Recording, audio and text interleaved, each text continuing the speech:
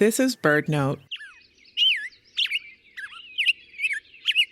Dr. Clinton Francis is a sensory ecologist who studies how noise pollution affects birds, like this black-headed grosbeak.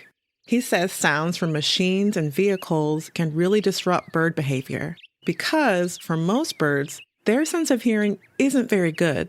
Even though birds do rely on acoustics and hearing quite strongly, your typical bird hears about half as well as we do.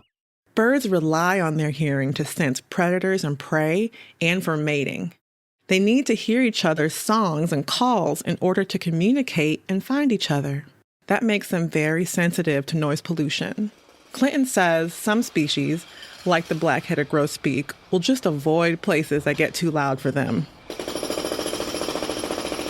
In our long-term study sites in New Mexico, where we've studied how noise from essentially the energy sector restructures bird communities, we see a complete loss of about 1/3 of species in noise-polluted areas. But Clinton says there are lots of ways to help, from switching to quieter electric vehicles to using lawn equipment outside of morning hours when birds are singing the most. Rakes are strongly encouraged, or just leave the leaves. Learn more about what you can do to reduce noise pollution on a special season of the Bring Birds Back podcast.